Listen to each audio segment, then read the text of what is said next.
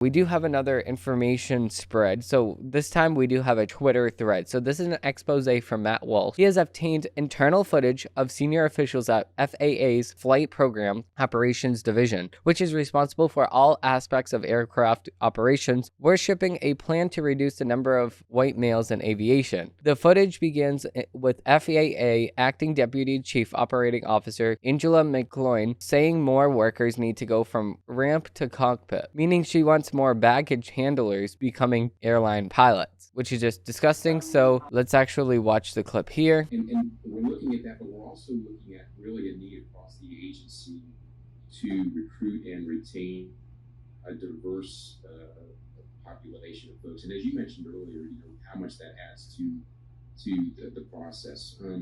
What do you think are some of the key points that we need to remember as we embark on this challenge going forward?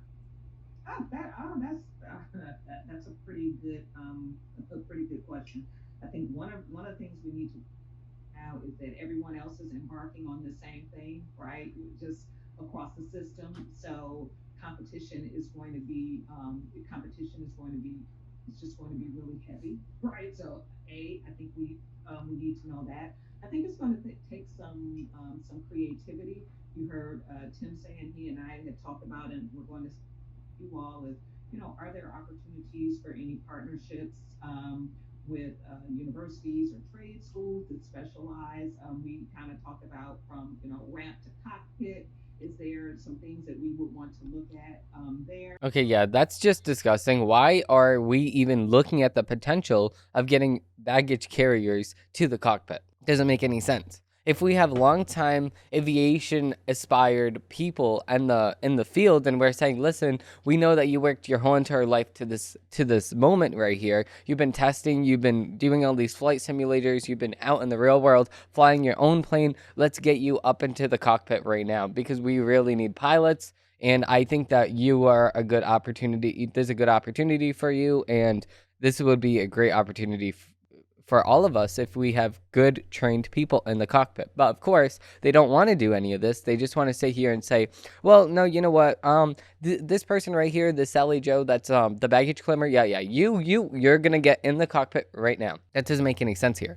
As the meeting goes on, McClaw declares that it's important to get a little uncomfortable. She explains that flight operations is white male dominated, and tells the managers that they need to talk about what the future could look like. Yeah, we need to be willing to have a conversation about kind of what's standing in our way from approaching some of these things differently than we have historically approached them, and just even the internal bias. I mean, particularly in flight ops, your whole program is very heavily male dominated.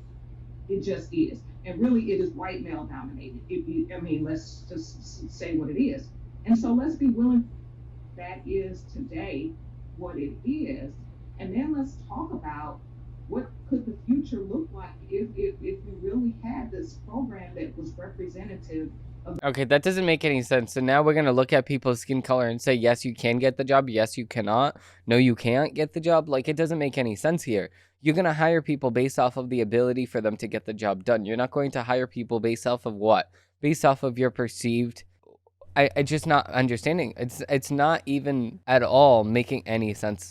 It just doesn't make any sense. If you're gonna sit here and say, okay, well, this person needs to get hired in the basis of skin color, would you allow that on the opposite side? No, you wouldn't. It doesn't make any sense here. You're not gonna hire a white person just because they're white. You're not gonna hire a black person just because you're black. You're gonna hire them for the ability to get the job done. That's the most important thing here, especially as a pilot. You're responsible for hundreds of lives. We're not going to mess around with that. In response, David Will Riggins, the FAA's Vice President of Flight Program Operations, says, that's great. Honestly, those are some words that I really need to spend some time digging through and thinking about. That doesn't make any sense. No, Angela, that's great. Honestly, those are some words that we really need to spend some time, I think, kind of digging through and thinking about. Yeah, okay, so I would not fly anytime soon. This footage, which is from April 2022, is a sign of much larger problem. Over the past couple of weeks, I've heard from several members of the aviation industry tell me that DEI is endangering the public and distracting them from their work. A second source, a pilot I've confirmed works at Delta, tells me that Delta has recently promoted a trans-identifying pilot who repeatedly received bad reviews from captains. According to the source, this pilot would likely not have survived probation if he wasn't trans. This is the message itself. We recently hired a transgender pilot, repeatedly received negative reviews during his first year probationary period from captains he flew with regarding attitude, CRM, and judgment. Yet, the Chief Pilot's Office, CPO, was unwilling to address the issue. Had this not been a transgender pilot, the individual would likely not have successfully completed their probationary period. Coincidentally, that CPO has a management pilot on staff who recently transitioned who is able to weigh in on these matters. The source also notes that Delta routinely makes exceptions for trans-identifying pilots, considering grooming and behavioral standards intentionally. Delta has even published a lengthy guide for pilots who believe they were born in the wrong body. Helpful steps for transitioning at Delta. Does not make any sense whatsoever. Why is an airline even getting in the middle of this? This industry-wide embrace of overt mental illness affects every aspect of aviation.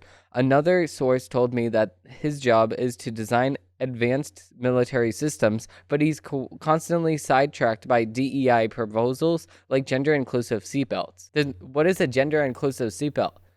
We hire college graduates with zero experience who get assigned a project and immediately start publishing this nonsense. For context, I work in a field where my job is to design military systems for a war fighter, and I have to deal with new hires pitching me ideas about gender-inclusive seatbelts. Companies are made out of two types of individuals: those who eat, sleep, and breathe DEI, ESG, the pronoun in their e-signature people, and those who keep their mouths shut and do the work. We have affirmation groups, projections, and heritage months for every single type of person except white men. If I don't have at least 2 DEI, ESG meetings or trainings per week on my calendar, then all hands town hall meetings have some sort of DEI backed into the agenda. We constantly have lunches, dinners, happy hours, movie nights, holiday celebrations, all in the name of DEI, led by ESG champions, while the rest of us try to get our work done. It doesn't make any sense here. Several sources have sent me documentation about one of the FAA's largest owned corporations in socially and economically disadvantaged businesses for billions of dollars in critical grant funding. B1 General, the Master Ordering Agreement, MOA, applies to Electronic Field Aviation Administration, FAA, Accelerated and Simple Tasks, EFAST, and is available for use by the FAA and on limited basis when in the best interest of the government by all federal government agencies. This MOA functions as a blanket purchase agreement, BPA, to provide a broad range of technical, professional, and support services. Construction is not within the scope of this MOA. MOA sets forth the terms and conditions simplified to in governing contacts or task orders issued under MOA. 1. Master Ordering Agreement. EFAST is a set aside for small businesses, socially and economically disadvantaged businesses, SEDB, AA, 8A, Service Disabled Veteran-Owned Small Businesses, SDVOSB, and 8A, Indian Tribal-Owned and Alaska Native Corporations, ANC. Other set-asides will be employed as set forth in the FAA's Accusation Management Systems, AMS. This MOA establishes fixed sailing labor rates for use in contacts or small orders. Terms and conditions of this MOA will flown down to the contracts or task orders issued under this MOA. It's only the matter of time until this combination of incompetence and anti-white discrimination leads to major air disaster. This aviation industry needs a complete new mandate and one that's focused solely on safety before a lot of people die. Of course, because when is the next time that we're going to see a major situation unfold because of the fact that they just hired a bunch of people that are not qualified for the job? It's just disgusting, and especially at Delta.